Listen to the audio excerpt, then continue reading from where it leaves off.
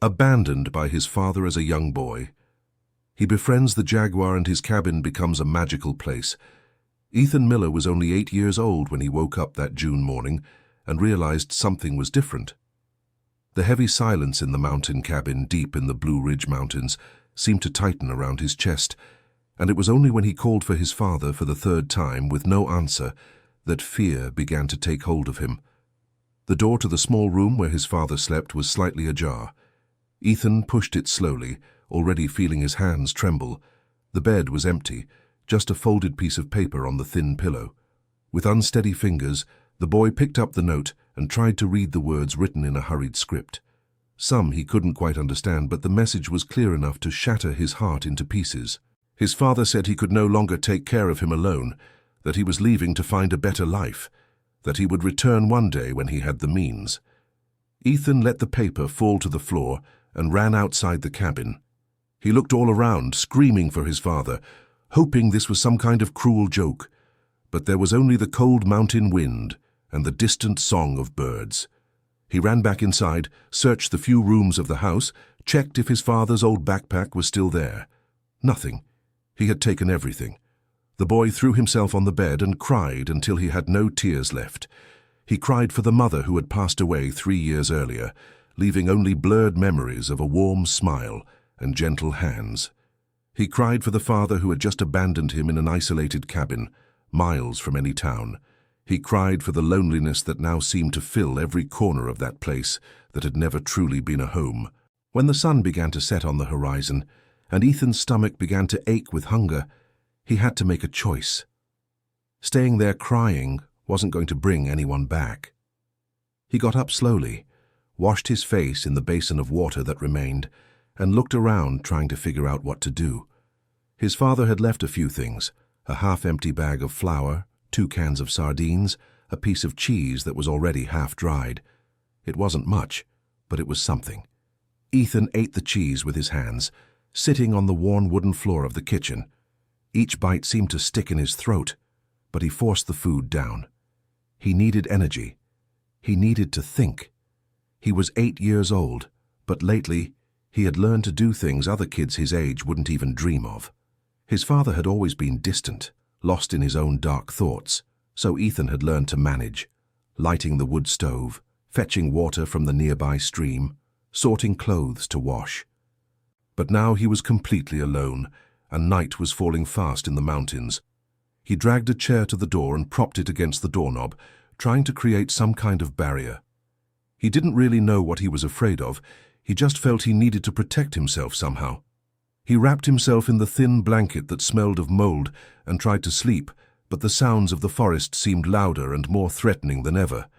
Every creak of the old cabin wood made him jump in fright. The first night alone was the longest of Ethan's life. When the sun finally rose, bringing a golden light through the cracks in the poorly sealed windows, the boy got up with an aching body. He had slept little and poorly, always waking up frightened by noises he couldn't identify. But he was alive. He was standing, and that had to mean something. Ethan looked at the remaining supplies and did a quick calculation in his head. That wouldn't last even a week. He needed to find food, and fast. He remembered that his father sometimes came back with fruits he picked in the woods, or roots that could be cooked. He had never paid much attention to where he found these things, but now he had no choice. He slipped on the worn-out boots that were already too small for his feet, grabbed a cloth bag he found hanging on a nail, and went out. The morning air was icy, and Ethan felt a chill run up his spine. The cabin stood in a small clearing, surrounded by tall trees and dense vegetation that seemed to swallow any sound. He knew the way to the creek, at least that much. That was where he should start. He walked slowly, stepping on twigs that snapped under his feet, looking around like a frightened animal. Every shadow seemed to hide some danger, but Ethan kept going because staying put in the cabin waiting wasn't going to solve anything. His mother used to say he was brave. He didn't feel brave now, but he tried to remember her voice, the way she encouraged him when he was afraid of the dark. It was when he was getting close to the creek that he heard the sound, a low growl, followed by something that sounded like a groan of pain. Ethan froze in place, his heart beating so hard it felt like it would leap out of his mouth. He knew there were dangerous animals in the forest. His father always warned about that, telling him never to stray too far from the cabin. But curiosity was stronger than fear. Ethan took a few steps toward the sound, hiding behind a thick tree. What he saw made his blood run cold. Just a few feet away, caught in an old barbed wire fence someone had abandoned there, was a jaguar. The animal was large, with golden and black spots that shone even in the forest's shadows, and it was clearly injured, with the wire tangled around one of its hind legs. The jaguar turned its head toward Ethan, and for a moment their eyes met. The boy could see the pain in that gaze, but also something more. It was as if the animal was asking for help, despite all its wild instinct. Ethan knew he should run. That's what any sensible person would do, but since he was little, he'd always had a strange connection with animals. He'd find fallen baby birds and care for them until they could fly. He'd feed the stray dogs that sometimes appeared along the road.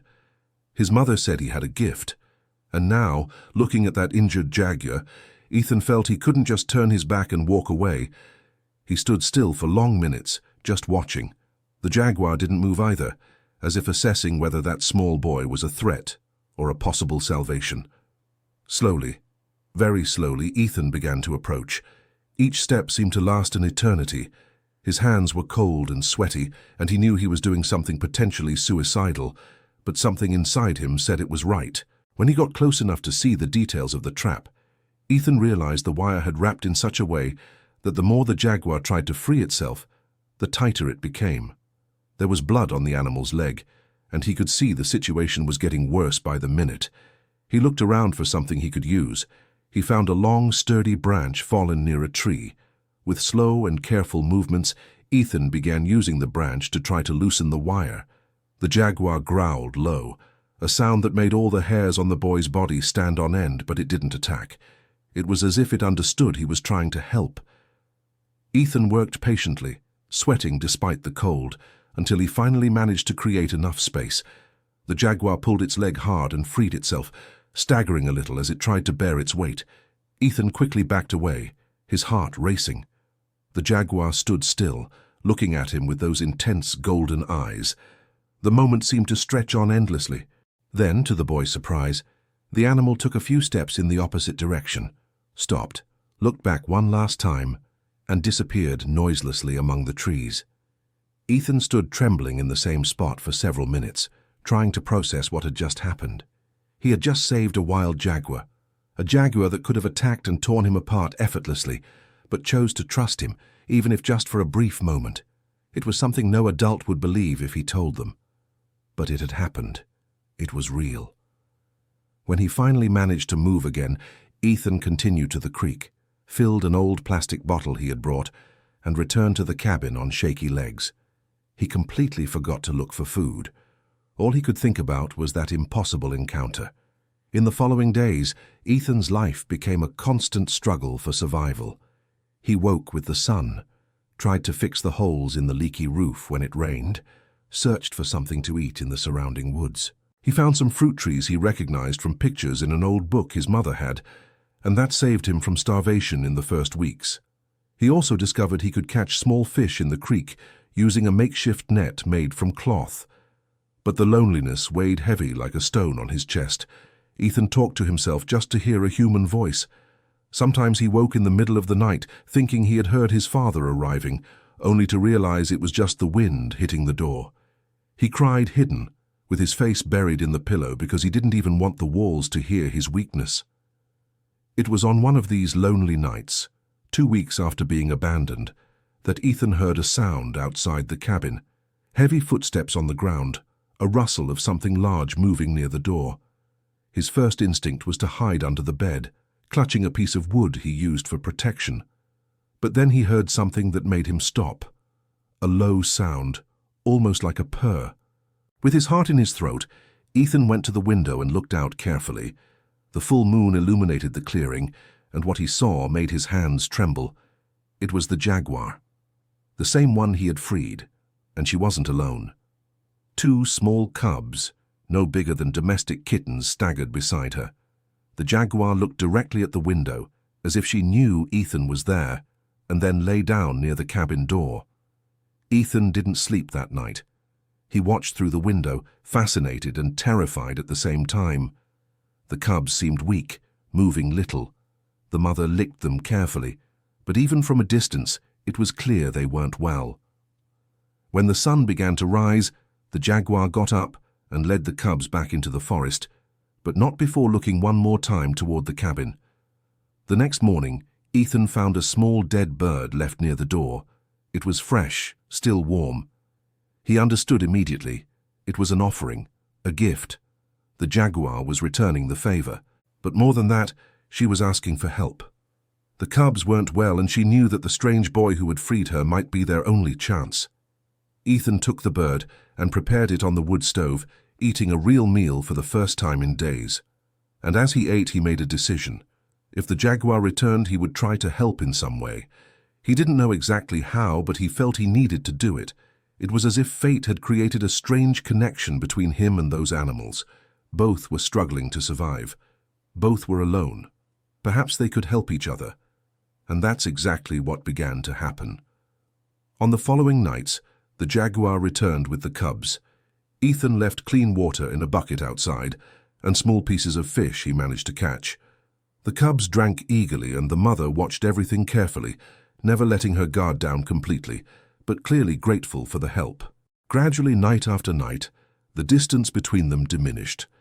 Ethan began sitting outside the cabin while the animals ate, speaking softly to them, telling them about his lonely day, how he missed his mother, and how he was trying to forgive his father for abandoning him. The jaguar listened in silence, her golden eyes fixed on the boy, and Ethan had the strange feeling that she understood somehow. Maybe animals felt loneliness too. Maybe they also carried pains that no one else could see. Dear listener, if you're enjoying the story, please take a moment to like and especially subscribe to the channel. It really helps us who are just starting out. Now continuing. The weeks went by, and an unusual routine settled in. During the day, Ethan took care of the cabin, searched for food, tried to fix broken things using old tools his father had left behind. At night, he received visits from the jaguar and her cubs, who gradually gained strength and health with the food he provided. The boy learned to read the animals' signals. He knew when they were hungry by the way the mother tapped her tail on the ground, understood when the cubs were playful or scared by the movements of their ears. It was a strange life, lonely most of the time, but it had a particular beauty to it. Ethan didn't need to pretend to be strong for anyone. He could cry when it hurt too much. He could smile when the cubs did something funny. He could simply exist without judgment. And the animals somehow offered a silent companionship that filled a little of the enormous void the abandonment had left. But the fragile peace of that existence was about to be broken. It was on a cloudy August afternoon, almost 2 months after his father had left, that Ethan heard human voices for the first time in weeks. He was fixing part of the fence around the cabin when he saw 2 figures approaching along the narrow trail leading to the property. His first instinct was to run and hide, but it was too late. They had already seen him. They were an elderly man and woman, both with graying hair and simple clothes like those who work in the fields.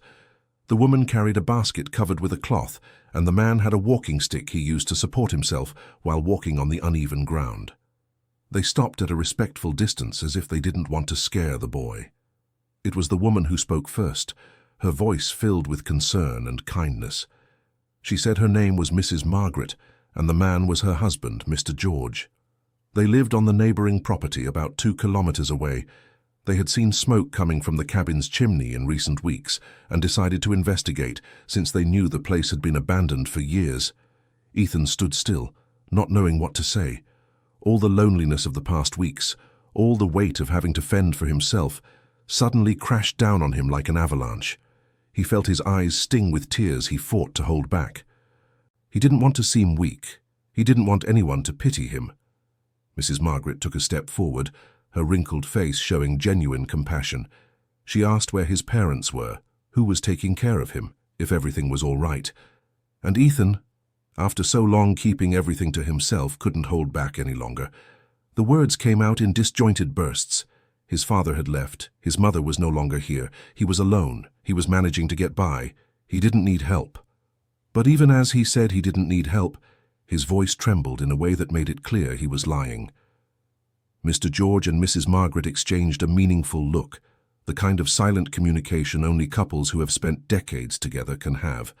Then, without saying a word, Mrs. Margaret placed the basket on the ground and began taking things out. Homemade bread still warm, a jar of dulce de leche, fresh fruit, a generous piece of cheese. She said she had made too much and it would go to waste if nobody ate it. Ethan knew it was a lie, that she had brought it specifically for him, but he was so hungry for real food that he couldn't refuse. He took one of the bread rolls and bit into it, and the taste of homemade food, made with care, almost made him cry again. Mr. George approached slowly and sat on an old log near the cabin, taking the weight off his legs. He began speaking in a casual tone, as if they were just having a chat about how the cabin had been built decades ago by a man who wanted to live far from everything, about how the land was good but needed care. He didn't ask invasive questions, didn't pressure Ethan to reveal more than he already had. He just talked, and that normality was so comforting that the boy felt something loosen in his chest. Mrs. Margaret, meanwhile, walked around the cabin, observing the condition of the place with critical eyes. She saw the amateurishly patched roof, the poorly sealed windows, the door that didn't lock properly. She also saw, and this made her both proud and worried at the same time, that the boy was genuinely trying to take care of the place. There was firewood cut and stacked. The kitchen was reasonably clean. The clothes were washed and hanging on an improvised clothesline. But she also saw an 8-year-old boy who was having to grow up too fast, who had deep, dark circles from sleepless nights, who was too thin despite his efforts to feed himself, and her grandmother's heart broke a little. When they were about to leave, Mrs. Margaret bent down to Ethan's height and held his face with both hands. She said they would be back, that she couldn't leave a boy alone like that it was dangerous and wrong. Ethan felt panic rising. What if they wanted to take him away? What if they called someone who would put him in one of those places his father always said were for abandoned children? And more importantly, what if he could never see the mountain lion and her cubs again? He pulled away abruptly and said he wasn't leaving. He said he was fine right there, that he could take care of himself, that he didn't need anyone feeling sorry for him. His voice came out louder than he intended, almost aggressive, but it was desperation speaking. Mrs. Margaret seemed to understand some of that because she didn't insist. She just said they would be back in a few days to bring more things, and that if he needed anything at all, he just had to follow the trail north and he would reach their house. Ethan watched as the couple moved away down the trail, disappearing among the trees. Part of him was relieved to have found adults who seemed to care. Another part was terrified of what that might mean. He didn't want to be torn away from that place. Despite all the difficulty, he had built something there, a routine, a purpose. And, strange as it might be, he had a family of wild animals that depended on him as much as he depended on them. That night, when the mountain lion appeared with her cubs, Ethan carefully hugged her neck, feeling the soft fur under his fingers. The animal allowed the contact, something she had never done before, and they stayed like that for long minutes, boy and beast in a silent connection that transcended any logical understanding. It was as if the mountain lion knew he needed that feeling of not being completely alone in the world. The cubs, now bigger and more active, played around them, rolling in the dirt and nipping at each other. Ethan smiled watching them, and it was a genuine smile, the first in a long time. Maybe it wasn't the life anyone would choose. Maybe it wasn't what was expected of an 8-year-old. But it was his life now, and he would do his best to protect it. But the world has a cruel way of not letting things stay simple for long. Mr. George and Mrs. Margaret returned 3 days later, as promised. They brought more food, some clothes that had belonged to a grandson who had already grown up, and even some children's books that Mrs. Margaret thought Ethan might like. But they also brought worry written on their faces. Because that morning, Mr. George had seen tracks around their property. Tracks too large to be from a dog or any domestic animal. They were mountain lion tracks. When they mentioned this to Ethan, the boy felt his blood run cold. He tried to feign surprise, said he didn't know anything about it, but Mrs. Margaret had raised 7 children and recognized a lie when she saw one. She didn't say anything at that moment, but her eyes narrowed in a way that Ethan knew she suspected something. Before they left, Mrs. Margaret asked to take a walk around the cabin's surroundings. Mr. George accompanied her, using his walking stick to balance on the uneven ground. Ethan followed them with his heart pounding, praying they wouldn't find anything incriminating. But his fears were confirmed when Mr. George suddenly stopped near a tree, pointing at the ground with his walking stick. There were tracks, not one or two, but several, forming a clear path leading toward the cabin. And they weren't just the mother's tracks. There were also the smaller footprints of the cubs, unmistakable. Mrs. Margaret looked at Ethan with a mixture of horror and disbelief. She asked if he was seeing those animals. Ethan thought about lying, but something in her gaze made him realize it would be useless. So he just nodded his head, lowering his eyes to the ground. What followed was a tense conversation. Mrs. Margaret talked about how dangerous it was, how mountain lions were wild animals that couldn't be tamed, how he could be attacked at any moment. Mr. George, usually more quiet, agreed with his wife, saying he had seen what those animals could do when they felt threatened. It was madness to let a boy live with animals like that. Ethan tried to explain. He told how he had freed the mountain lion from the trap, how she had returned asking for help for her cubs, how they had created a kind of understanding. But the more he spoke, the more he realized how absurd it sounded out loud. Who would believe that an 8-year-old child had befriended a mountain lion? Mrs. Margaret was silent for long minutes, her face marked by worry. Then she said something that made Ethan's stomach churn. She said she needed to tell someone about that situation, that it wasn't safe, that he needed real help, that maybe it would be better to seek the services responsible for children without caregivers. Ethan felt panic rise like a wave. He grabbed Mrs. Margaret's arm desperately and begged her not to do that. He said that if they took him from there, the mountain lion and the cubs would die, that no one would take care of them, that he was their only chance. He saw tears in the elderly woman's eyes and realized that she was also suffering from that situation. It wasn't malice that made her want to intervene. It was love. It was genuine concern for the well-being of a child who had been abandoned in a cruel way. But Ethan couldn't see beyond his own fear of losing everything again. Mr. George put his hand on his wife's shoulder and whispered something in her ear.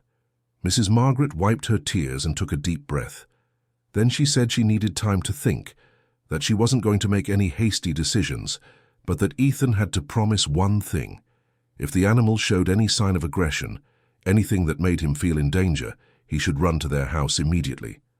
Ethan promised, even though he knew he would never do that. Those animals were the only family he had now. After the couple left, Ethan sat on the cabin steps for hours, staring at the forest and feeling a heavy weight on his shoulders. He was only 8 years old, but he was being forced to make adult decisions, to handle responsibilities that no child should have. And the worst part was, he wasn't sure if he was making the right choices. Maybe Mrs. Margaret was right. Maybe it was too dangerous. But when he thought about never seeing the Jaguar again, about imagining her and the cubs starving in the forest, he felt like he would completely fall apart. That night, when the animals appeared as they always did, Ethan hugged them tightly. He whispered to the Jaguar that he wouldn't let anyone hurt them, that they would find a way to be safe. The animal purred softly, a sound that vibrated in his chest, and Ethan felt a moment of peace. At least there, in that moment, they were all together. They were all alive. And that had to be enough. The following days were tense. Ethan remained constantly alert, expecting Mrs. Margaret to return with other people, with someone who wanted to take him away by force. But she didn't come back. A week passed, then 2. Only Mr. George showed up from time to time, always bringing food or something he thought the boy might need. He never mentioned the conversation about the Jaguars, and Ethan was grateful for that. But the tension was affecting the animals too. The mother Jaguar became more cautious, less willing to approach the cabin during the day. The cubs, who used to be playful and confident, now hid at the slightest strange noise.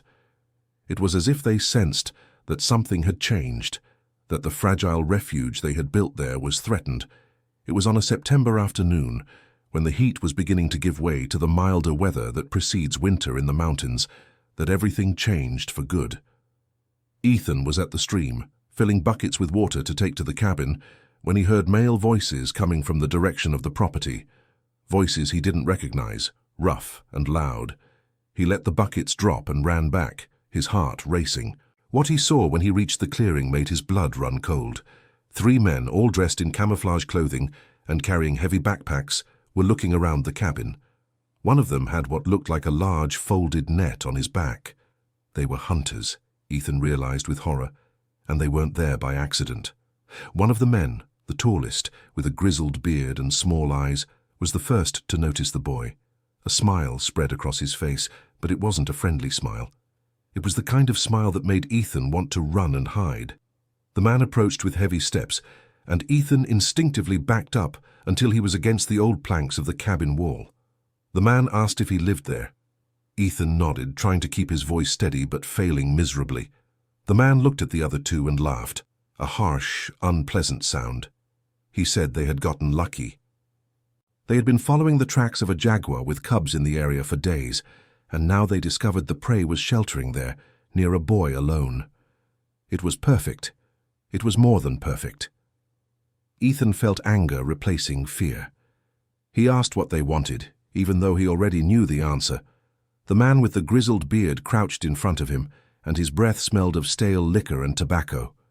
He said jaguars were worth a lot of money, especially cubs that could be sold as exotic pets, and an adult jaguar that was apparently docile enough to approach humans. That was a treasure. They were going to get rich. Ethan yelled that they weren't going to touch the animals, that he wouldn't let them. But the words sounded pathetic even to his own ears. What could an 8-year-old boy do against 3 grown men? The hunter just laughed again and stood up, telling his companions to prepare the traps. They were going to set up camp nearby and wait until nightfall, when the jaguars would certainly appear. Ethan tried to run to get help, but one of the men grabbed his arm tightly. He said the boy would stay there with them, as insurance that the animals would show up, and if he tried to escape or make noise, things would get unpleasant. The threatening tone in his voice was unmistakable. Ethan was pushed into the cabin and locked in there, hearing the men laughing outside as they prepared their traps. The hours that followed were the longest of Ethan's life. He banged on the door, shouted until he was hoarse, but no one came. The hunters were too focused on setting up their nets and preparing their equipment. Through the cracks in the wooden walls, Ethan could see the sun beginning to descend on the horizon. Soon it would be night. Soon the jaguar would come with her cubs, confident that this was a safe place, unaware that she was walking straight into a trap. Ethan needed to do something. He needed to warn them somehow. But how? He looked desperately around the cabin, searching for anything he could use. His eyes fell on the small bedroom window. It was narrow, barely enough for an adult to pass through. But he was small. Maybe he could make it. With trembling hands, Ethan managed to open the old window, which creaked too loudly for his liking. He stopped, expecting to hear the hunter's footsteps coming to investigate the noise, but they were too busy. He took a deep breath and began to squeeze through the opening. It was tight, and he tore part of his shirt on a rusty nail, but he made it through. On the other side, he fell to the ground with a dull thud that seemed to echo through the entire forest. He lay still for a second, his heart pounding so hard it hurt. Then he got up and ran. He ran toward the forest, away from the cabin and the hunters. He needed to find the animals before it was too late. He needed to warn them, but the forest was vast and dark, and Ethan didn't know where to start looking. He ran until his legs ached, shouting for them even though he knew it was useless. Jaguars didn't respond to calls like domestic dogs, but he had to try. He kept running until he tripped over a root and fell face first onto the leaf-covered ground, scraping his knees and palms. The tears he had been holding back finally fell. He was lost. He was alone, and he was going to lose the only friends he had in the world. That's when he heard a low growl behind him. Ethan turned slowly, tears still streaming down his dirt-streaked face. And there, emerging from the darkness between the trees, was the jaguar. She watched him with those golden, intelligent eyes, her head tilted as if asking why he was there, in the forest, instead of being in the cabin waiting for them. Ethan staggered to his feet and ran to her. He spoke quickly. The words tumbling out about the bad men, about the traps, about how they couldn't go back to the cabin. He knew she didn't understand the words, but maybe she understood the tone of desperation in his voice. The Jaguar stood still for a moment, then turned her head toward the cabin as if considering. The cubs appeared from behind her, running to Ethan and rubbing their little bodies against his legs. Then the Jaguar did something Ethan never expected. She turned and began to move away, walking in the opposite direction from the cabin. The cubs followed her, but one of them stopped and looked back at Ethan, as if asking if he was coming. And Ethan understood. She was leading her family away from the danger, and she was offering him the chance to go along. Without thinking twice, Ethan ran after them. He followed the Jaguar through the dark forest, stumbling over roots and being scratched by low branches, but he didn't stop. He didn't know where they were going. He didn't know what would happen next, but he knew it was better to be with them than to go back to that cabin and be used as bait by the hunters. They walked for hours, or at least it felt like hours to Ethan, who was exhausted and hungry. The Jaguar finally stopped in an area Ethan didn't recognize. There was a rock formation that created a kind of shallow cave, protected from the winds and invisible to anyone who didn't know where to look. It was clearly one of the hiding spots she used to protect her cubs. Ethan crawled into the cave and huddled in a corner, shivering from cold and fear. The Jaguar lay down near the entrance with her cubs, creating a barrier between him and any danger that might come. And there, surrounded by wild animals in a hidden mountain cave, Ethan finally fell into a deep and restless sleep. Dear listener, if you're enjoying the story, please take a moment to like and especially subscribe to the channel. It really helps us who are just starting out. Now continuing. Ethan woke up with the sun already high, disoriented, and his body aching. For a moment he didn't know where he was, but then everything came back like an avalanche. The hunters, the escape, the night in the cave. He quickly sat up and looked around. The Jaguar was still there, watching him carefully. The cubs were sleeping nestled against her belly, forming a scene that would be adorable if it weren't so surreal. The boy slowly left the cave and looked around, trying to understand where he was. The landscape was different from the area around the cabin. There were more rocks, fewer trees. He was probably in a higher part of the mountain. His stomach growled loudly, reminding him that he hadn't eaten since the previous day. He had no food, no water, nothing but the dirty clothes he was wearing. But then he saw something that filled his heart with hope. On the horizon, a few kilometers away, he could see a trail of smoke rising. It was the direction where Mr. George and Mrs. Margaret's house was. If he could get there, maybe he could ask for help. Maybe they would know what to do about the hunters. Ethan turned to the Jaguar and, on an impulse, put his hand on her head, stroking between her ears. The animal allowed the contact, purring softly. It was a silent farewell. Ethan knew he couldn't stay there forever, and the animals couldn't go with him to civilization. They needed to stay hidden until the danger passed. With a heavy heart, the boy began to walk towards the smoke. The walk was much more difficult than Ethan had imagined. The terrain was uneven, full of loose stones that made his feet slip with every step. He hadn't eaten anything substantial for more than a day, and weakness was starting to take over his body. He fell twice, scraping his knees, which were already hurt from the fall the night before. But he kept getting up. He kept walking, because he had no choice. The sun was almost in the middle of the sky when Ethan finally spotted Mr. George and Mrs. Margaret's house. It was a simple construction of brick and wood, painted white but with the paint peeling in several places, showing the years of exposure to the weather. There was a vegetable garden in the back, some chickens pecking in the yard and smoke coming from the chimney. It was the most beautiful sight Ethan had ever seen. He stumbled the last few meters, his legs finally giving way. He fell to his knees right in front of the gate, and that's how Mrs. Margaret found him when she came out to collect eggs from the chicken coop. The scream she let out made Mr. George come running from inside the house, still holding the newspaper he was reading. Within seconds, Ethan was inside the house, being seated in a kitchen chair while Mrs. Margaret cleaned his wounds with warm water and a clean cloth. She asked rapid questions, her voice filled with worry and something that seemed a bit like disapproval. Where had he spent the night? Why was he so hurt? What had happened? Ethan tried to explain between sobs. He told them about the hunters, about how he had been locked in the cabin, about his escape through the window. He didn't mention going after the mountain lion, just said he spent the night hidden in the forest. Mr. George and Mrs. Margaret exchanged worried looks as they listened. When Ethan finished, a heavy silence fell over the kitchen, broken only by the ticking of the old clock on the wall. It was Mr. George who finally spoke. His voice was more serious than Ethan had ever heard. He said the situation had gone too far. It was no longer a matter of respecting a boy's wish to be alone. Dangerous men were in the area, hunters who were probably involved with illegal things. Ethan was in real danger, and they could no longer pretend everything was okay. Ethan felt panic returning. He began to protest, saying he was fine, that he just needed to wait for the hunters to leave. But Mrs. Margaret put her hands on his shoulders and forced him to look into her eyes.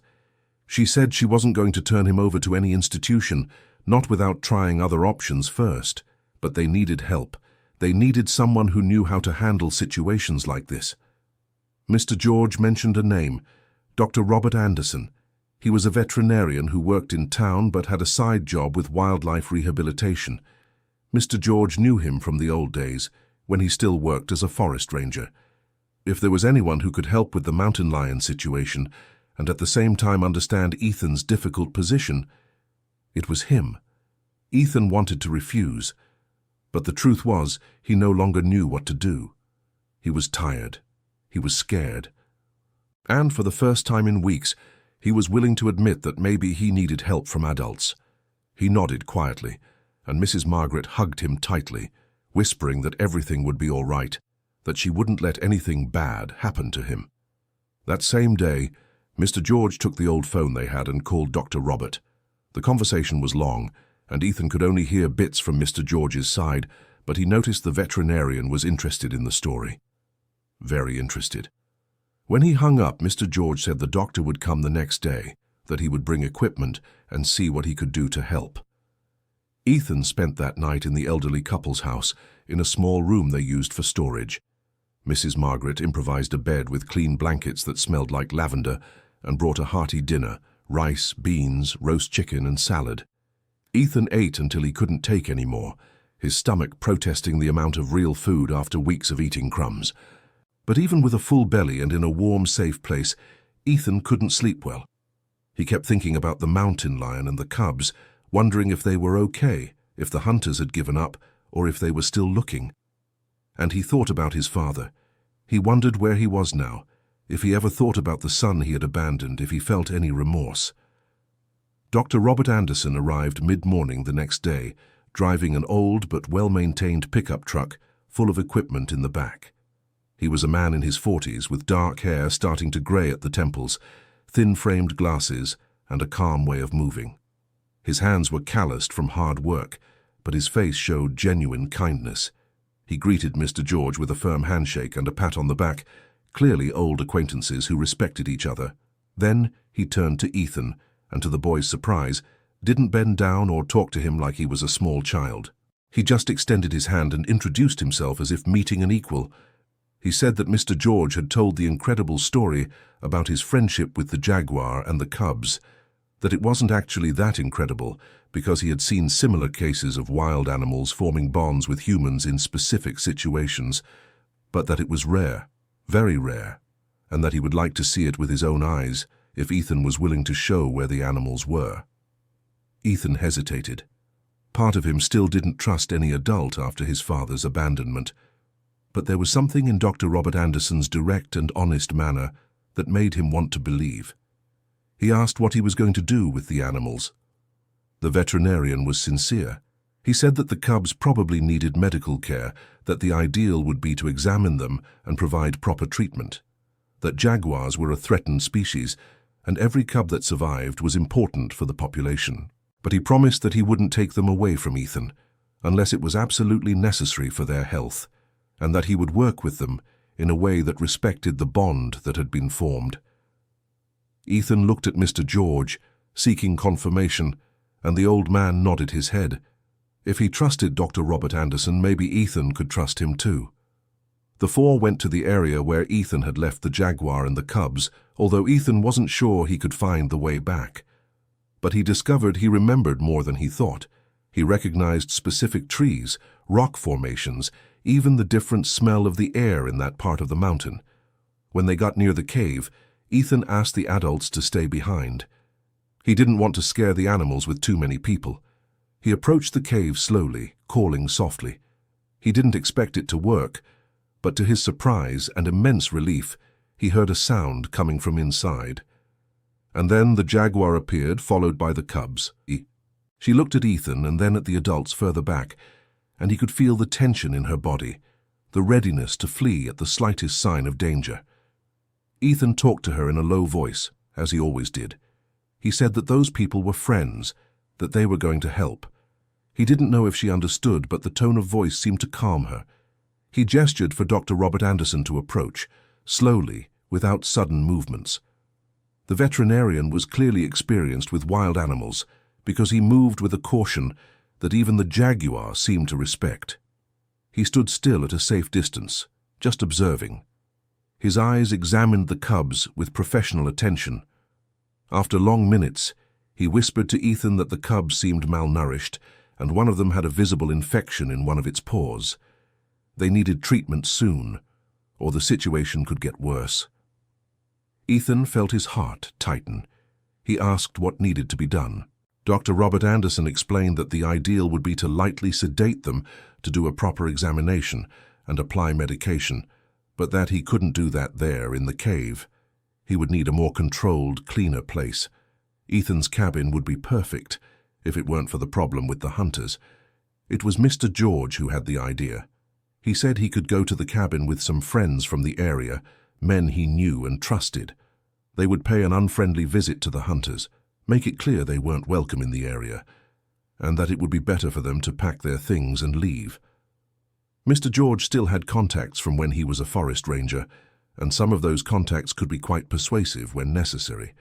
The plan was put into practice that same afternoon. Mr. George gathered 4 men, all long-time residents of the area, the kind who didn't like outsiders causing trouble on their land. They went to Ethan's cabin and found the hunters still camped there, waiting for the jaguars that never appeared the night before. Ethan wasn't present, but Mr. George later told him what happened. He said it was a firm conversation, but without violence. They made it clear they knew exactly what the hunters were doing, that illegal hunting of endangered species carried heavy prison time, and that it would be a shame if someone decided to report them to the proper authorities. The hunters, realizing they were 5 against 3, and that the locals knew the terrain much better than they did, decided it wasn't worth the risk. They gathered their equipment and left, but not before casting threatening looks and making veiled promises that this wasn't over. But at least for now, the cabin was safe. Mr. George and the other men kept watch over the area for the rest of the day, making sure the hunters had really left and weren't just waiting for an opportunity to return. When they finally gave the signal that it was safe, Dr. Robert Anderson and Ethan went there with the materials they needed. It took 2 full days to bring the jaguar and her cubs back near the cabin. The mother was wary, clearly sensing that something had happened in that place. But Ethan was patient. He went to the cave several times a day, brought food and stayed there just to keep them company. And little by little, trust was rebuilt. On the 3rd day, when Ethan started walking back to the cabin, the jaguar followed him. It was a slow walk with many stops, but they finally arrived. Dr. Robert Anderson had prepared everything carefully. He set up an improvised examination area inside the cabin, with clean tarps on the floor and all the instruments he would need. Ethan stayed with the jaguar and the cubs while the veterinarian worked, speaking softly to keep them calm. It was a delicate and time-consuming process, but the doctor managed to examine all of them without needing to use strong sedatives that could be dangerous. The diagnosis wasn't as bad as it could have been, but it wasn't good either. The cubs were severely malnourished, with deficiencies in important vitamins. One of them had a bacterial infection in its paw that would require antibiotics. The mother was also thinner than she should be, probably because she was sharing most of the food she hunted with the cubs, leaving little for herself. Dr. Robert Anderson explained all this to Ethan in terms he could understand. He said the cubs would have a chance to survive if they received proper care in the coming weeks, but he would need Ethan's help because the jaguar would only let him get close enough to administer the medications. It was a big responsibility, and Ethan was still a child. But it was the only option they had if they wanted to save those animals. Ethan didn't hesitate for a second. He said he would do whatever was necessary. He would learn how to give the medications, follow all the instructions, and take care of them until they were healthy again. Dr. Robert Anderson smiled, and there was pride in that smile. He said Ethan had courage and compassion in amounts that many adults didn't have, that he would teach him properly, and they would make it work, together. In the weeks that followed, a new routine was established. Mrs. Margaret and Mr. George insisted that Ethan could no longer stay alone in the cabin, so he spent his mornings and afternoons at their house, where Mrs. Margaret fed him properly and even began teaching him the lessons he was missing by not attending school. At night, always accompanied by Mr. George or Dr. Robert Anderson, he returned to the cabin to care for the animals. Ethan learned to prepare the correct doses of medication, to mix them with the food in a way the cubs would accept. He learned to clean wounds and change dressings. He learned about animal nutrition and which types of meat were best for their recovery. Dr. Robert Anderson was a patient teacher, always available to answer questions, always encouraging Ethan to pay attention and learn. And gradually, miraculously, the cubs began to improve. They gained weight, became more active and playful. The paw infection was controlled and began to heal. The mother Jaguar also improved visibly, her fur became shinier, and she regained some of the muscle mass she had lost. It was rewarding to see the progress, to know that the effort was paying off, but not everything was good news. One day, while at Mrs. Margaret's house helping in the garden, Ethan overheard a conversation he shouldn't have. The kitchen door was open, and the voices of the elderly couple reached him clearly where he stood. They were talking about him, about what to do in the long term. Mrs. Margaret said they couldn't continue in that situation indefinitely, that Ethan needed a more normal life, proper schooling, and his documents in order. Mr. George agreed, but said he was afraid of forcing any change and making the boy run away again. Ethan felt his chest tighten. He knew they were right. He knew that situation couldn't last forever, but the idea of leaving the cabin, leaving the animals, leaving the life he had built there, was terrifying. It was the only thing he had, the only thing that truly felt like his, and the possibility of losing it made a lump form in his throat. That night, instead of going to the cabin as he always did, Ethan stayed awake in the elderly couple's house, lying in the dark of the small room thinking. He thought about his mother, trying to remember the sound of her voice. He thought about his father, imagining where he was, if he was okay, if he ever looked at the sky and regretted what he had done. He thought about what it would be like to have a real family again, not just the temporary kindness of strangers who felt sorry for him. The tears came without warning, silent but insistent.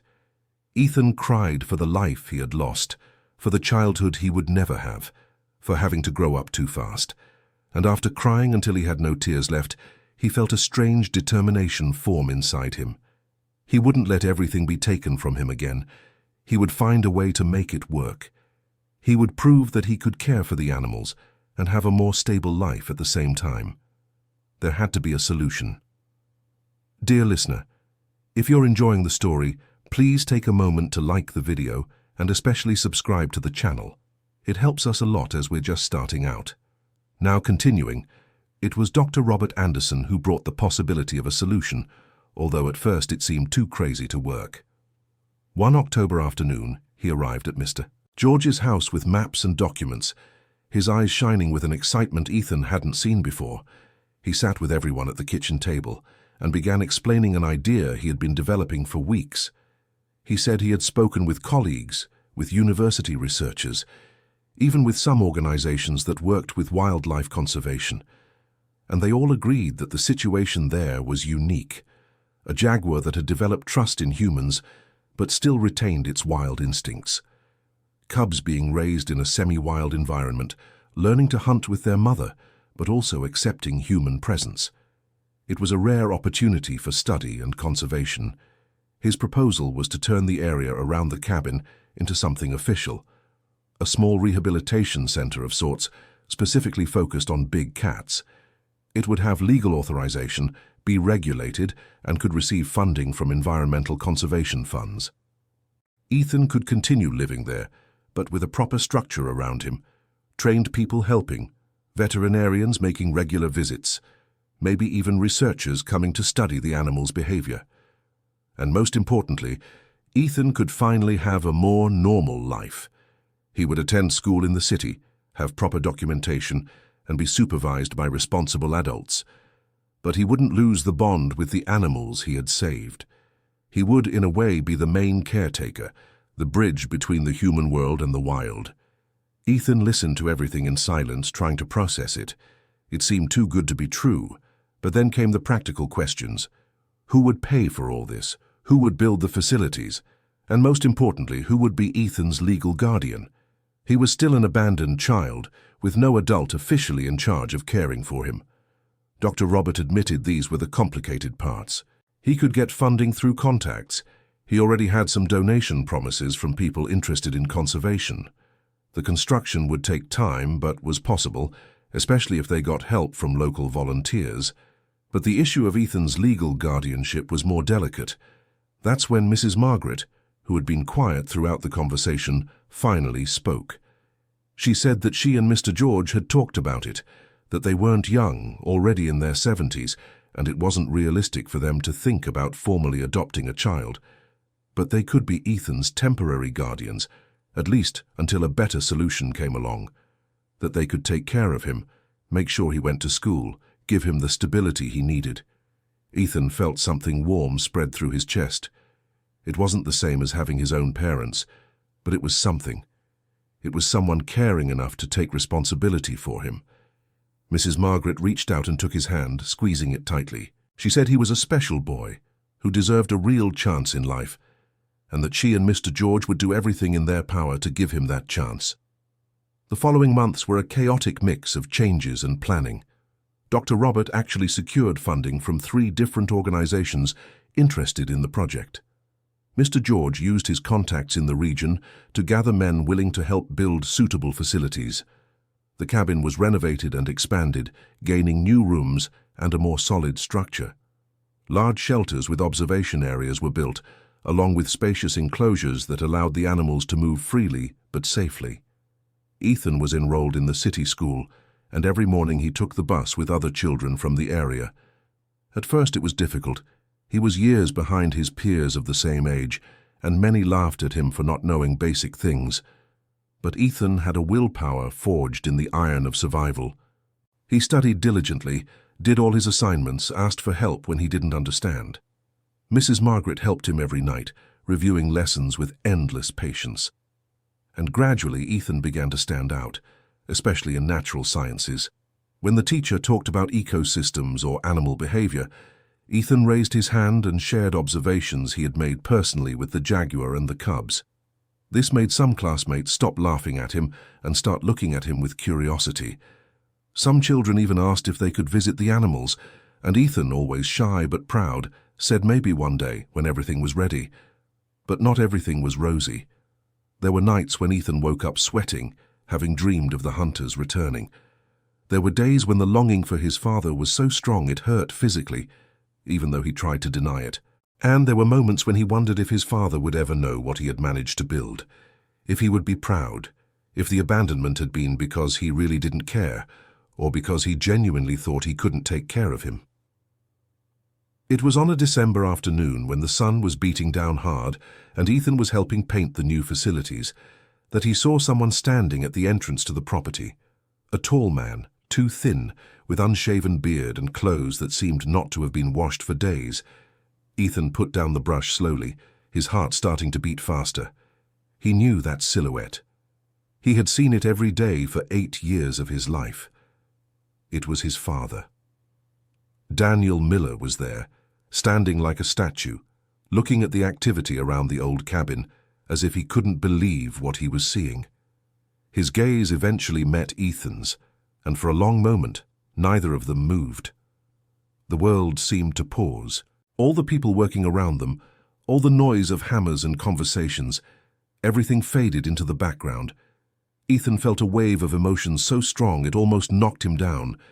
Anger, resentment, confusion, and beneath it all, a tiny spark of hope that he tried to smother but that insisted on existing.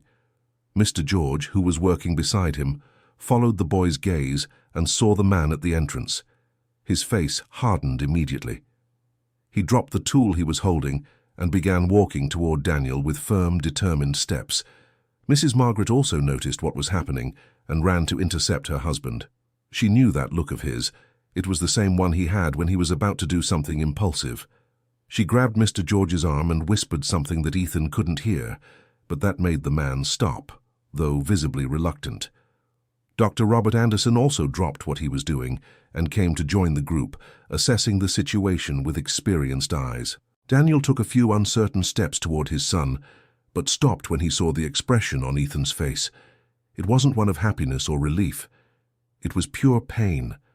The kind of pain that comes from being abandoned by the one person in the world who should protect you above all else. Daniel opened his mouth to speak, but the words seemed stuck in his throat. It was Mr. George who finally broke the silence, his voice rough and full of accusation. He asked what Daniel was doing there, if he had the courage to show up after months, after abandoning an 8-year-old boy alone in an isolated cabin. Each word came out like a whip, and Daniel visibly shrank under their weight. Daniel tried to explain himself, his voice hoarse and broken. He said he had made the worst mistake of his life, that he had run away because he was scared, because he couldn't bear the pain of having lost his wife and didn't know how to raise his son alone, that he had spent every day since then regretting it, that he had come back as soon as he could gather the courage. But the words sounded hollow, insufficient for the magnitude of what he had done. Ethan listened with clenched fists, his nails digging into his palms. He wanted to scream, he wanted to cry. He wanted to make his father feel a fraction of the pain he had caused, but at the same time, looking at that thin, defeated man, he saw something he didn't expect. His father was also destroyed.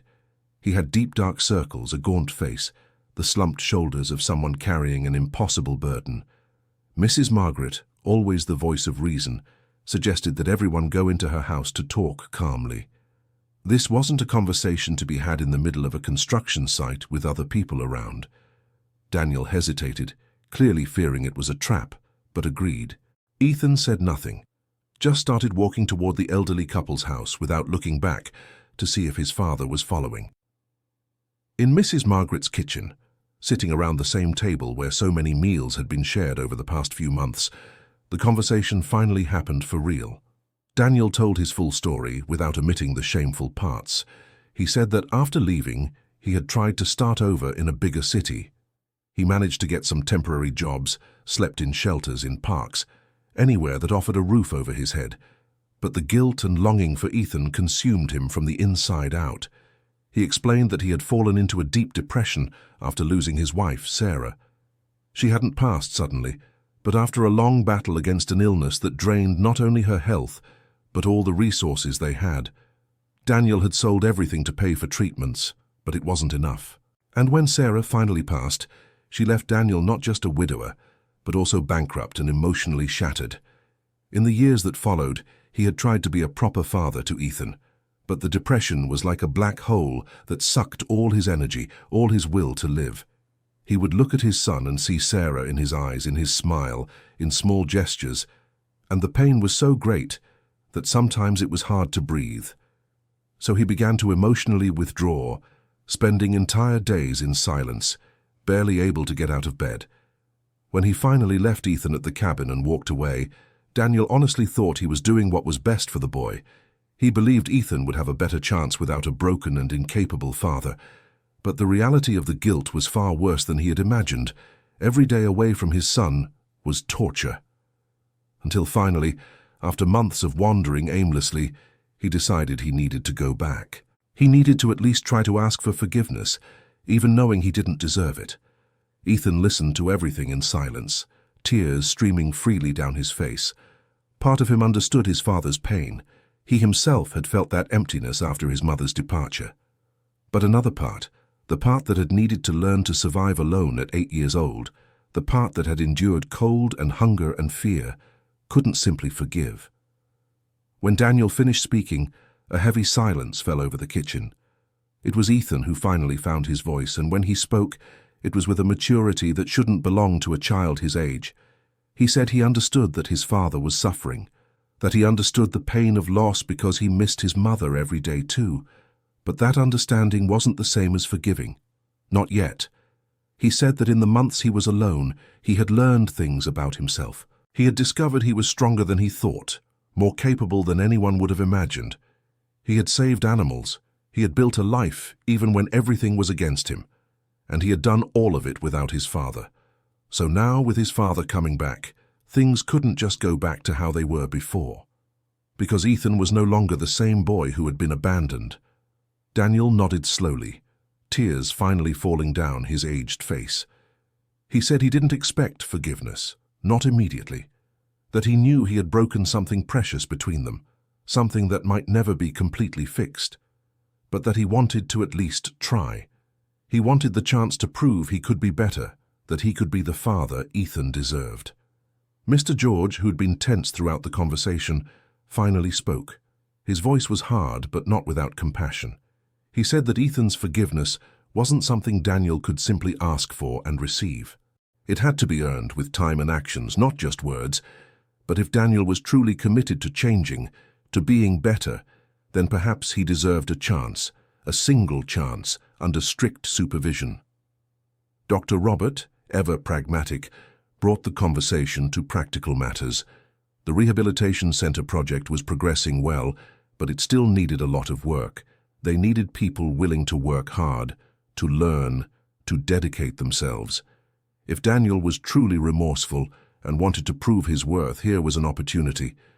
He could join the construction efforts, learn about animal care, show through actions that he was committed not only to Ethan, but to the project the boy had helped create. Daniel agreed immediately. He said he would do anything, work in any role, as long as he could be near his son and try to rebuild what he had destroyed. Mrs. Margaret established clear rules. Daniel would not stay in the cabin with Ethan. He would stay in a small room they had at the back of their house, where they could keep an eye on him. He would have to participate in all project tasks, without exceptions, and most importantly, he would have to respect Ethan's space, not force closeness. Let the boy come to him in his own time. Ethan watched everything happen with a whirlwind of emotions. Part of him wanted to reject his father completely, make him feel the same pain of abandonment. But another part, the part that was still a child who wanted to have a father, felt a small spark of hope. Maybe, just maybe, there could be a way forward. Not a way back to what was before, but something new, built on honesty and real effort. In the following days, Daniel began working on the project, and he worked like a man possessed. He woke before dawn and only stopped when it was completely dark. He carried heavy materials, dug foundations, painted fences. His hands, unaccustomed to heavy manual labor, developed calluses and blisters that burst and bled. But he didn't complain, didn't stop. It was as if he was trying to atone for years of failures through exhausting physical work. Ethan watched everything from a distance. He didn't approach his father, didn't talk to him beyond basic greetings when absolutely necessary. But he watched, and he saw that the effort was genuine. He saw his father collapse from exhaustion every night, saw the injured hands, saw the determination on his face even when he was clearly exhausted. And something small began to move within Ethan's heart. It wasn't forgiveness, not yet, but it was an acknowledgement that perhaps his father was really trying. Dr. Robert, seeing the situation, decided to involve Daniel more directly in the work with the animals. He taught him the basics of animal behavior, how to move near wild animals, how to respect their boundaries. Daniel absorbed everything with intense concentration, asking questions, taking notes, clearly taking every aspect of the training seriously. It was on a hot January afternoon that something happened that changed everything. Ethan was in the area where the Jaguar and the cubs, now much larger and stronger, spent most of their time. He was talking to them as he always did, his voice low and comforting. Daniel was on the other side of the fence, fixing a part that had become loose. He tried not to look too much in the direction of his son and the animals, not wanting to seem intrusive. But then one of the cubs, the most curious and playful, noticed Daniel. It approached the fence, sniffing the air, examining this new human with juvenile curiosity. Daniel froze, remembering Dr. Roberts' instructions about not making sudden movements. The cub made a low sound, almost like an amplified meow, and Daniel couldn't help but smile. It was a small smile, but genuine. And Ethan saw. He saw his father looking at the cub with something that seemed like admiration and enchantment. He saw the kindness on his face, something Ethan hadn't seen in years, since before his mother left. And in that moment, something broke inside Ethan. Not the entire wall he had built around his heart, but a small crack. When Daniel eventually moved away to continue his work, Ethan approached him for the first time of his own volition since his father's return. Daniel stopped what he was doing, surprised and clearly nervous. Ethan stood there for a moment, searching for the right words. So, with a hesitant voice, he asked if his father wanted to learn more about the animals, if he wanted him to teach some things. Daniel's expression was one of pure shock, followed by such intense gratitude that it brought tears to his eyes. He nodded, not trusting his own voice. And there, on that sunny afternoon, father and son began to talk for real, for the first time in months. Ethan explained how he had saved the Jaguar from the trap, how he had gradually gained its trust, how the cubs had almost not survived, but were now healthy and strong. Daniel listened to every word, as if it were the most important thing in the world. And when Ethan finished, he said something that made the boy stop. He said that Sarah, the mother, had always known Ethan had a special gift. She used to say he had an old soul, a wisdom that went beyond his years, and that if she were alive to see what Ethan had accomplished, she would be bursting with pride. Ethan felt tears burning his eyes. It had been so long since anyone had spoken about his mother in such a loving, such a vivid way. He asked his father to tell more about her, about the things she used to say, about the memories Ethan was starting to forget, and Daniel, with a choked but firm voice, began to share stories. He told about how Sarah laughed so loudly the neighbors could hear, about how she sang off-key but didn't care, about how she had a way of making anyone feel special. He told about the day Ethan was born, how she had held the baby and declared he would do amazing things in life. He told about her last moments, how she had made Daniel promise to take good care of the boy, to never let him forget how much he was loved. It was that last part that hurt the most, because Daniel had broken that promise in the worst way possible, and he admitted this with tears streaming down his face. He said he had betrayed not only Ethan, but also Sarah's memory, and that he would spend the rest of his life trying to fix that if Ethan would let him. Ethan didn't say he forgave. He didn't say everything was fine, but he reached out and placed his hand on his father's shoulder, a brief but meaningful touch. It was a start. Small, tentative, but real. And sometimes a start is all we need, is all we. In the weeks that followed, father and son began working together more often. Daniel learned to prepare the animals' food under Ethan's supervision, learned to recognize signs of stress or illness, learned to respect the limits and personality of each animal. And as they worked side by side, they talked about the mother, about the past, about mistakes and regrets. Ethan discovered things about his father he had never known. He discovered that Daniel had been a talented carpenter before Sarah's illness consumed all their resources and all their time, that he had dreamed of building his own house for the family, with a big garden where Sarah could plant her favorite flowers, that he had given up on those dreams when she passed, because without her nothing seemed to have meaning. Daniel, in turn, discovered the son he had left behind and didn't fully recognize the young man Ethan was becoming. He saw the strength, the compassion, the ability to forgive that he himself wasn't sure he possessed, and he felt a mix of pride and shame. Pride for the man Ethan was becoming, shame for almost having destroyed that with his abandonment. But not everything was reconciliation and emotional moments. There was real work to be done, and a lot of it. The rehabilitation center was taking shape, but challenges arose that no one had anticipated. First, there were problems with the official documents. The bureaucracy was slow and complicated, and there were moments when it seemed the whole project would sink in paperwork and regulations. Dr. Roberts spent hours on the phone, explaining the situation to different authorities, trying to get the necessary permits. Then there was a problem with the water.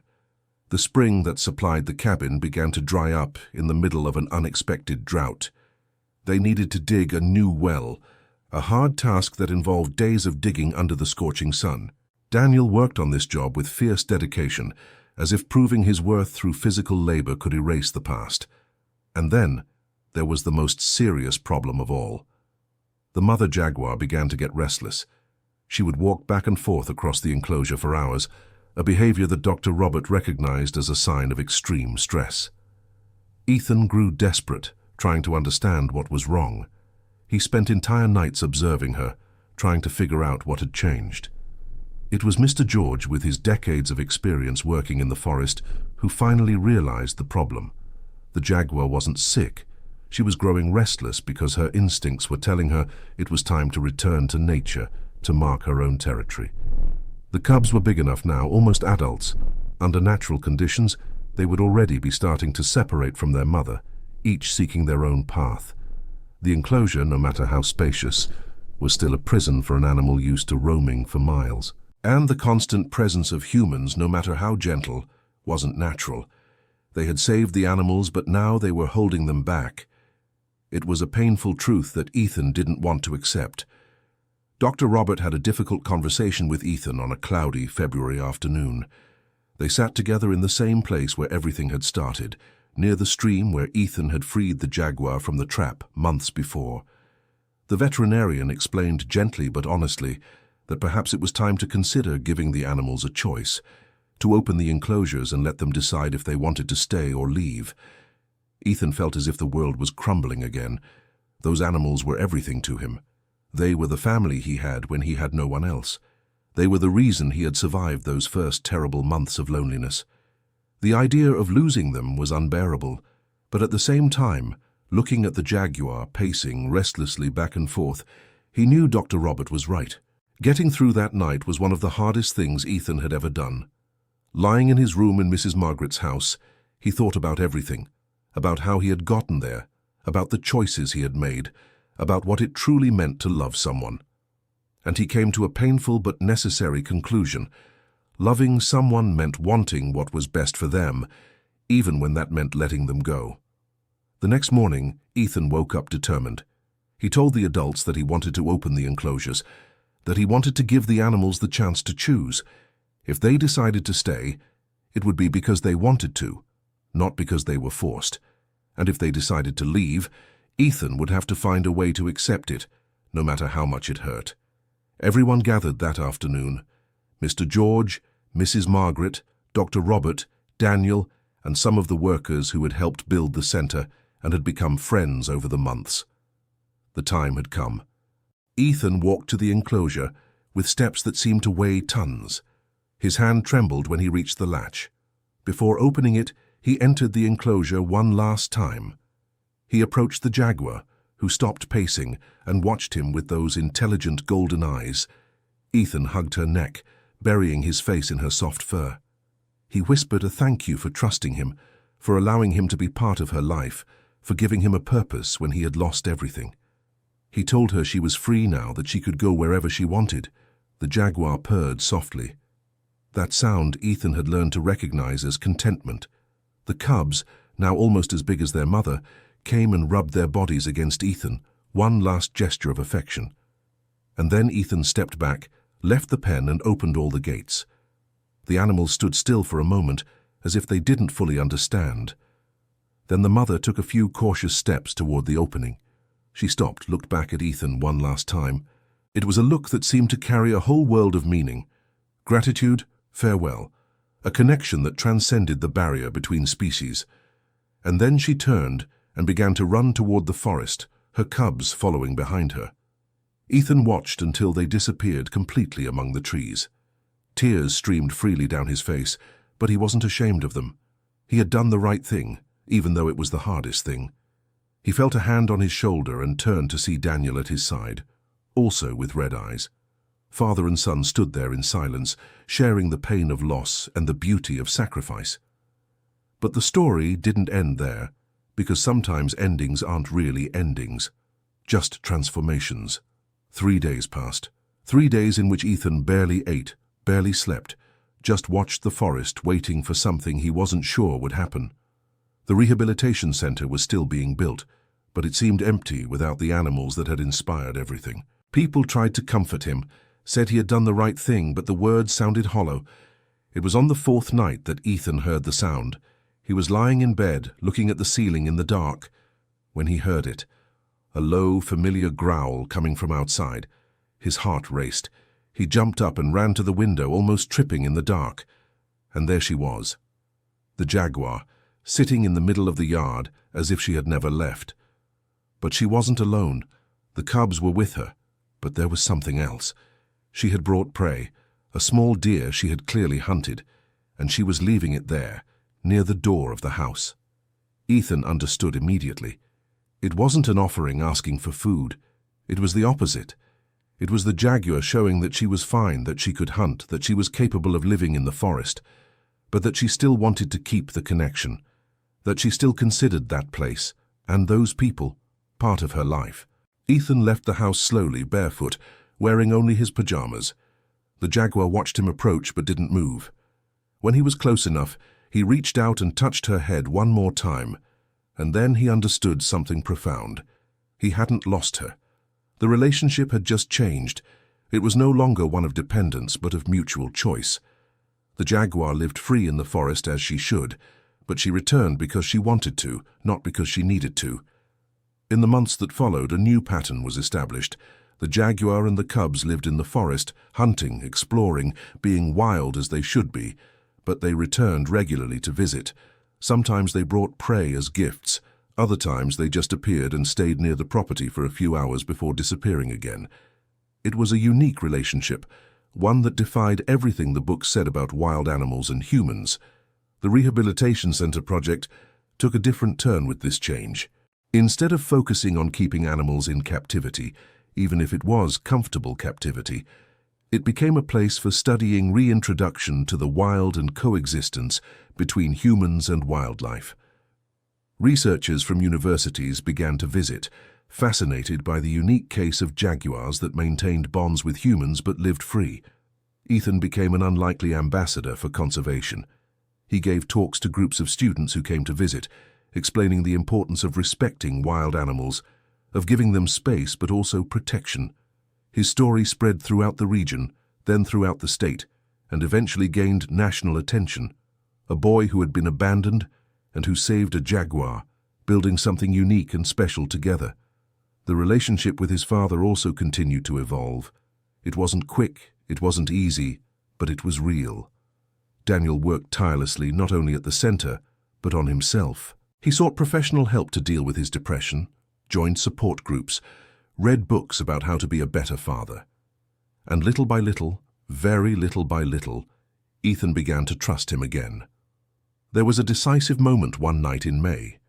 They were sitting outside the cabin, now completely renovated and expanded, watching the stars. Ethan was telling about a school project, excited about a presentation he had made about conservation. And Daniel was listening with genuine attention, asking questions, showing real interest. And then, in the middle of the conversation, Ethan called Daniel Dad for the first time since his return. It wasn't planned, it just came out naturally. Daniel froze for a second, and Ethan saw tears shining in his eyes even in the dark. They said nothing about it, just kept talking as if nothing had happened.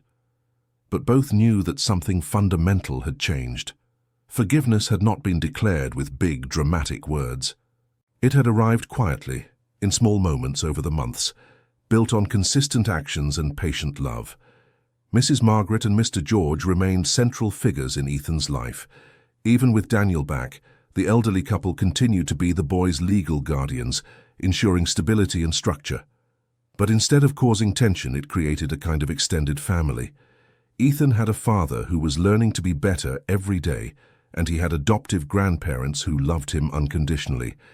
It was different from a traditional family, but it was theirs, and it worked. The Rehabilitation Center finally received all the necessary official permits at the end of the year. There was an opening ceremony that attracted people from all over the region.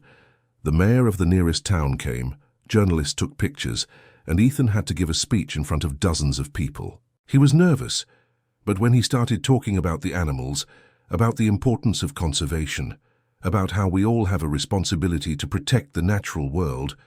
The words flowed naturally. The most moving moment of the ceremony was when the jaguar appeared at the edge of the forest, as if it knew it was a special day. It stood there for a few minutes, watching all that human activity, and then disappeared back among the trees. People were shocked and in awe.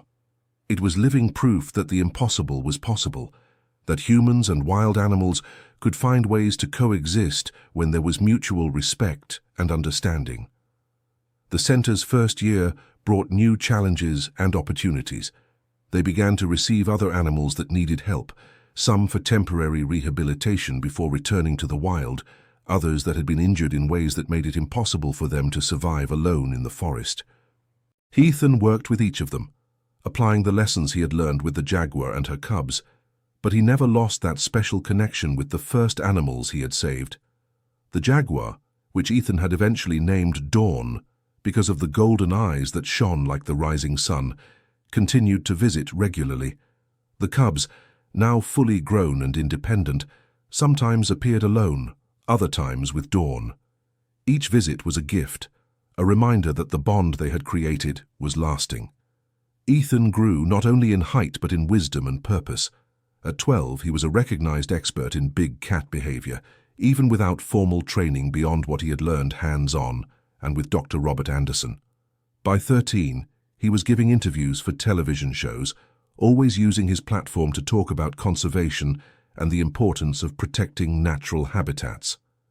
Daniel Miller had transformed into a better version of himself through work and dedication. He became the operations manager of the center, responsible for maintaining all the facilities and coordinating volunteers. He was respected by the community, not for what he had been, but for what he had become.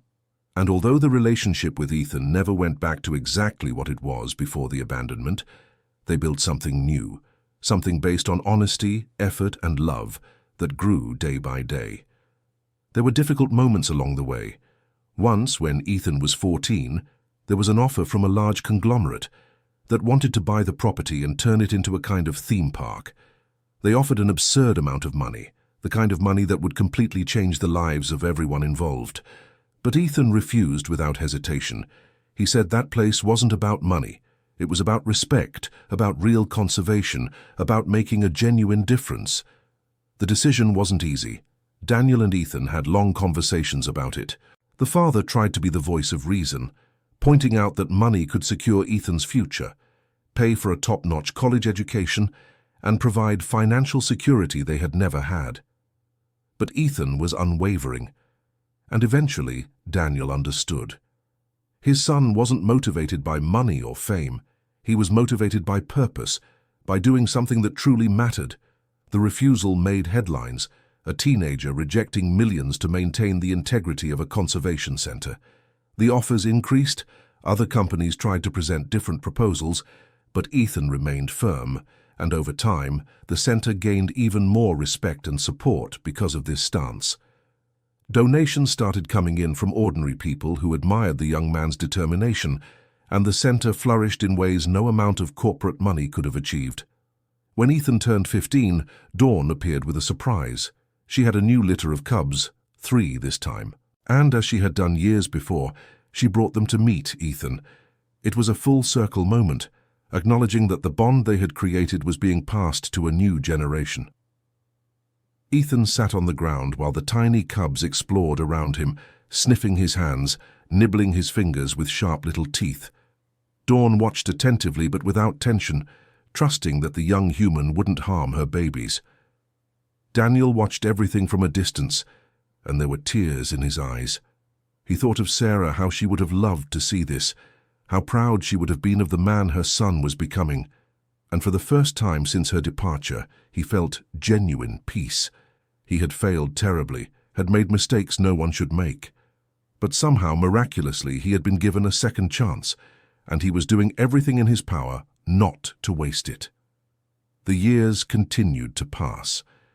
Ethan attended high school while continuing to work at the center. His academic performance improved dramatically, especially in science and biology. Teachers said he had a gift an ability to understand complex concepts because he had seen them in action in real life. There were scholarship offers from various prestigious universities as he neared graduation, institutions that wanted to have the famous young conservationist in their programs. Ethan considered all options carefully, but ultimately decided to study veterinary medicine and conservation biology at the nearest state university just a few hours away. He didn't want to go too far from the center, the animals, the family he had built. Dr. Robert Anderson officially retired when Ethan was 17, but in reality he only changed roles. Instead of being the head veterinarian, he became a mentor and advisor, always available to share his vast experience, but letting Ethan take on more responsibilities. There was obvious pride in the way he looked at the young man, like a father would look at a son. Mr. George and Mrs. Margaret aged gracefully, always present, always supportive. Mr. George finally had to use a wheelchair at 80 after a fall, but that didn't stop him from continuing to visit the center every day, overseeing everything with experienced eyes. Mrs. Margaret kept feeding everyone who showed up, her kitchen always full of delicious smells and love expressed through food. The original cabin, where everything had started on that terrible morning of abandonment, was preserved as part of the center. Not as a tourist attraction, but as a reminder of where Ethan had started, how far he had come, that even from the darkest places bright lights can emerge. Dawn lived a long life for a wild jaguar. When Ethan was 19 and in his second year of college, she stopped appearing. Weeks passed, then months, with no sign of her. Ethan knew what that likely meant. Jaguars in the wild live about 12 to 15 years, and Dawn had already surpassed that. She had probably found a quiet place in the forest for her final moments, as wild animals do. The pain of loss was intense, but different from the pain of abandonment Ethan had felt years before. This was the natural pain of life, the inevitable cycle of birth, growth, and departure. Dawn had lived a full life, had raised multiple litters of cubs that now roamed the forest, had known an impossible friendship with a human. It was a life worth celebrating, not just mourning. Ethan organized a small ceremony at the center, only with the closest people. They planted a special tree near the spot where he had freed Dawn from the trap so many years ago. It wasn't a grave because they didn't have a body, but it was a memorial, a way to honor the extraordinary creature that had changed so many lives. Dawn's cubs, now adults with their own families, continued the tradition of visiting the center. It was as if they passed the information from generation to generation, a knowledge that challenged everything scientists thought they knew about animal behavior. The center documented everything meticulously, contributing valuable data to studies on animal intelligence and transmission of learned behavior. Ethan graduated with honors in veterinary medicine and conservation biology at 22. He could have accepted well-paid positions anywhere in the country, but chose to return to the center permanently. It was where he belonged, where his heart was, where he could make the most meaningful difference. With his new formal knowledge combined with years of practical experience, Ethan expanded the center in ways he hadn't even imagined possible. He established educational programs that brought thousands of students every year. He created research initiatives that attracted scientists from around the world. And always, he kept the focus on the central message, that humans and nature don't need to be enemies, that there are ways to coexist that benefit both. Daniel, now in his 50s, had completely grey hair, but a face more serene than Ethan ever remembered seeing. He had found redemption not through grand dramatic gestures, but through years of consistent presence, through love shown in daily actions, through being the father Ethan needed, even when it was difficult. And although they could never completely erase the past, they had built a future together that was rich in meaning and purpose. On a clear July night, when Ethan was 24, he and Daniel were sitting in the same spot where they'd had that first real conversation after the father's return. The stars shone intensely in the pollution-free sky of the mountains, and the sound of crickets filled the warm summer air. Daniel broke the silence, his voice soft but filled with emotion. He said that Sarah had appeared in his dreams the night before, that she was smiling, more beautiful than he remembered, and had said she was proud of Ethan, proud of Daniel for finally finding his way back, proud of what they had built together. Ethan said nothing for a long moment, just looking at the stars. Then he put his hand on his father's shoulder, a gesture that had become familiar over the years, and said that he was proud too. Proud of his father for having the courage to return, to face his mistakes, to work hard every day to be better. That forgiveness had been built, not in a single moment, but in thousands of small moments over the years, and that now, finally, completely, he forgave. He forgave and loved the imperfect but dedicated man Daniel had become. The two men embraced there under the stars, crying tears that were both for the sadness of lost time and the joy of time regained. It was a moment of deep healing, of circles finally closing, of peace finally being found. The center continued to grow and thrive in the following years. It became an international model for how to do conservation right, with respect for animals and local communities. Ethan became a respected voice in environmental circles, speaking at conferences, advising public policies, always bringing the message back to his roots, an abandoned child who found salvation in connection with the wild. The story of the boy and the jaguar was told and retold in many ways. There were books written about them, documentaries filmed, even proposals for Hollywood movies that Ethan gently refused. He didn't want the story to be romanticized or distorted. He wanted it to remain true, a story about survival, about finding family in unexpected places, about the power of forgiveness and redemption. Mrs. Margaret passed first at 86, sleeping peacefully on a spring afternoon. Mr. George followed her 6 months later, as often happens with couples who spend decades together. Their departures left a huge void, but also a rich legacy. They had saved Ethan when he needed it most. They had given him structure and love when he had nothing. And he would carry their lessons for the rest of his life. Dr. Robert lived to be 80, always active and curious until the end. He spent his last days at the center, surrounded by the animals he had helped save and the people he had mentored. His last words to Ethan were simple but profound. He said he had lived a good life, had made a real difference in the world, and that he was at peace. And that Ethan should continue the work, continue making a difference, continue being the bridge between two worlds. When Ethan was 30, something extraordinary happened. A young jaguar appeared at the center, and something about her was familiar. She had the same golden eyes, the same way of moving her head, the same spot patterns. It wasn't Dawn, it was impossible, but it was clearly one of her descendants, perhaps a great-granddaughter, perhaps a great-great-granddaughter. And she approached Ethan with the same cautious confidence that Dawn had shown years before. It was proof that what they had built wasn't just about an animal and a boy. It was about creating something that transcended generations, a legacy of trust and coexistence that was being passed forward.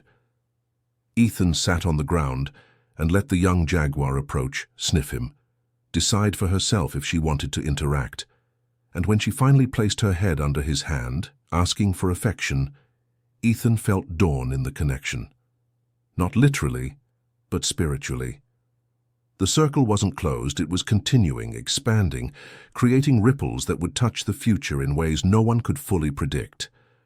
Daniel lived to see his 55th year, and though he never became rich in monetary terms, he died rich in things that truly mattered. He died surrounded by love, knowing he had managed to fix what he had broken, that he had been forgiven, that he had made a difference. His last words to Ethan were a final apology and a declaration of love, both accepted with grace and tears. Ethan continued the work for many decades. He never married, never had children of his own, but he had a family that extended throughout the region. He had the animals he cared for, the volunteers he trained, the students he inspired. And he had the jaguars, always the jaguars, generation after generation maintaining that impossible and beautiful connection.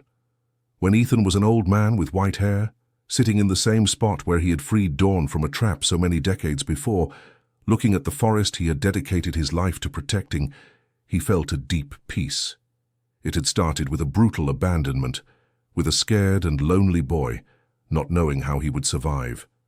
But it had become something much greater. It had become about finding purpose in pain, about transforming trauma into mission, about building bridges between worlds that seemed impossible to connect. The cabin was still there, preserved as a living monument. The trees around it had grown tall and strong, and at the edge of the forest, Ethan could see shadows moving. Jaguars, perhaps fourth or fifth generation descendants of Dawn, still visiting, still keeping the tradition, still proving that the impossible was possible when there was love, respect, and determination. Ethan closed his eyes and listened to the sounds of the forest, and for a moment he could swear he heard the voice of Sarah, his mother, whispering in the wind. He could feel the presence of Daniel, of Mrs. Margaret, of Mr. George, of Dr. Robert Anderson, all those who had been part of the journey, all those who had contributed to turning a tragedy into triumph, and he knew with absolute certainty that it had been worth it. Every tear, every difficulty, every moment of pain and doubt. It had been worth it because he had built something that went beyond himself. He had created a legacy of hope, of coexistence, of love, that transcended the barriers between species. He had proven that even when everything seems lost, even when you are abandoned and alone in a cabin in the mountains, with nothing but your courage and compassion, it is possible to build something beautiful, something that lasts, something that matters.